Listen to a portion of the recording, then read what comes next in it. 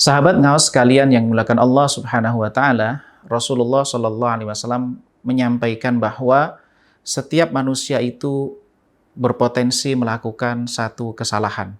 Sebagaimana beliau mengatakan, kullu bani Adam khata' wa khairu khata'in at-tawwabun.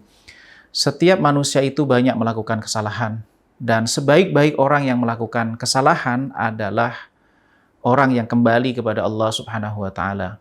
Jadi sebaik-baik orang yang melakukan kesalahan adalah mereka yang mengevaluasi diri, kemudian kembali memperbaiki diri. Sahabat ngaos sekalian yang dimuliakan Allah Subhanahu wa taala,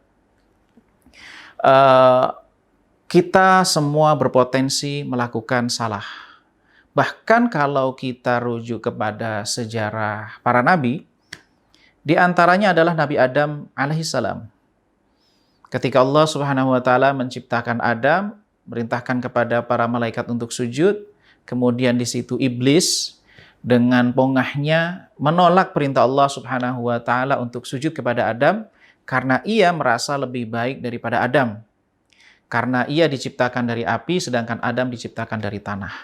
Nah, peristiwa itu kemudian berlanjut dengan Allah Subhanahu wa taala mengusir iblis, kemudian Allah SWT tempatkan Adam di surga.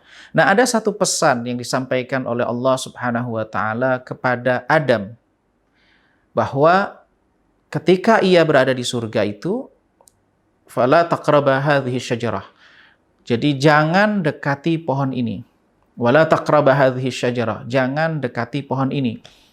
Akan tetapi kemudian iblis datang menggoda iblis untuk mendekati pohon itu dan mengkonsumsi buahnya. Nah, ini satu kesalahan yang pernah dilakukan oleh Adam alaihissalam, seorang nabi, seseorang yang Allah Subhanahu wa taala ciptakan secara langsung. Nah, apalagi dengan kita, sahabat ngaos sekalian dimuliakan Allah Subhanahu wa taala, potensi kita untuk melakukan satu kesalahan jauh lebih besar. Potensi kita untuk melakukan satu dosa itu juga sangat besar. Apalagi kita hidup di zaman yang sangat jauh dari zaman Nabi Shallallahu alaihi wasallam. Kita juga tidak belajar dengan orang-orang yang pernah belajar dengan Nabi Shallallahu alaihi wasallam. Kita tidak dididik langsung oleh Rasulullah Shallallahu alaihi wasallam. Kita juga tidak dididik secara langsung oleh orang yang dididik secara langsung oleh Rasulullah Shallallahu alaihi wasallam. Oleh karena itu potensi dosa, potensi kesalahan yang akan kita lakukan itu sangat besar. Nah, yang menjadi persoalan sebenarnya adalah bukan kesalahan itu sendiri. Yang lebih penting dari itu semuanya adalah mampukah ketika kita melakukan kesalahan, kemudian kita bangkit. Allah Subhanahu wa taala menegaskan kepada Rasulullah sallallahu alaihi wasallam, "Qul ya ibadiyalladzina asrafu ala anfusihim la taqnatu min rahmatillah." Wahai Muhammad, katakanlah kepada hamba-hambaku yang mereka itu melampaui batas. Artinya mereka melakukan satu perbuatan yang melampaui batas, melakukan perbuatan dosa, melakukan satu kesalahan. La taqnatu min rahmatillah. Jangan kalian berputus asa dari rahmat Allah Subhanahu wa taala. Apa pesan yang Allah SWT sampaikan? Bahwa Allah mengampuni semua dosa. Allah mengampuni semua dosa. Jadi ketika seseorang melakukan kesalahan, yang menjadi persoalan terpenting bukanlah kesalahan dan dosa itu. Yang lebih penting dari itu semuanya adalah mampukah dia kembali setelah melakukan kesalahan itu. Mampukah dia bangkit setelah terjerumus. Nah, ini penting menjadi catatan kita bersama bahwa ketika Allah Subhanahu wa taala mengatakan kepada Rasulullah akan disampaikan kepada kita semuanya, jangan berputus asa dari rahmat Allah, maka di antara strategi yang dipakai oleh setan, dipakai oleh iblis, menjebak anak Adam ketika mereka melakukan dosa, menciptakan rasa putus asa di dalam diri mereka. Maka penting juga ini dalam konteks kita menyikapi orang yang melakukan dosa, melakukan kesalahan.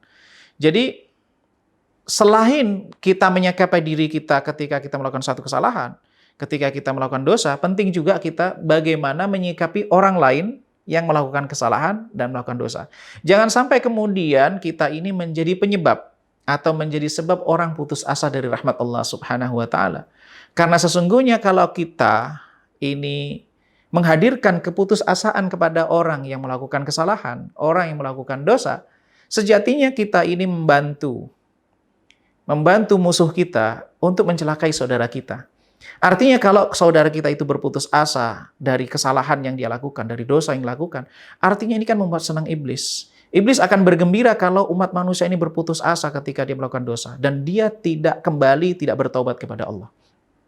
Sahabat Ngaus yang dimuliakan Allah Subhanahu wa taala, bahwa ternyata kalau kita perhatikan bahwa taubatnya seseorang atau kembalinya seseorang kepada Allah setelah dia melakukan satu dosa itu sangat menyenangkan bagi Allah Subhanahu wa taala. Allah sangat suka, Allah sangat cinta kepada hambanya yang kembali setelah dia melakukan kesalahan dan dosa yang dia lakukan. Nah, ini ada satu hadis Nabi SAW yang bisa menjadi motivasi kita, yang bisa menjadi dorongan bagi kita. Apapun kesalahan kita, apapun dosa yang kita lakukan, itu kita sadari atau tidak kita sadari untuk kembali kepada Allah. Satu ketika Nabi SAW memberikan satu pesan bahwa sesungguhnya Allah Subhanahu wa taala itu sangat bergembira ketika mendapati hambanya bertaubat, sebagaimana gembiranya seseorang. Ini ada seperti satu peristiwa yang digambarkan begitu. Seseorang yang melakukan satu perjalanan di padang pasir, mengendarai ontanya. Semua perbekalan, makanan, minuman, pakaian, semuanya ditaruh di onta itu. Ketika mereka sedang di tengah perjalanan, ketika orang ini sudah di tengah perjalanan, onta itu kemudian lepas, lari. Orang ini putus asa ketika semua bekal itu sudah dibawa oleh ontanya. Dia putus asa ini, sudah tidak ada harapan untuk hidup. Sebab kalau orang sudah di padang pasir, kendaraannya sudah tidak ada, maka tidak ada harapan lagi, kecuali pertolongan Allah SWT. Nah, orang ini di tengah keputus asaannya, kemudian dia beristirahat di bawah pohon. Dia tertidur, kemudian setelah bangun dari tidur, dia mendapati kendaraannya, ontanya itu sudah ada di dekat dia. Begitu gembiranya dia mendapati harapannya kembali, sampai dia ingin bersyukur. Sebenarnya dia ingin mengatakan begini, Ya Allah, Allahumma anta rabbi wa ana abduk. Ya Allah, engkau Rabbku dan aku hambamu.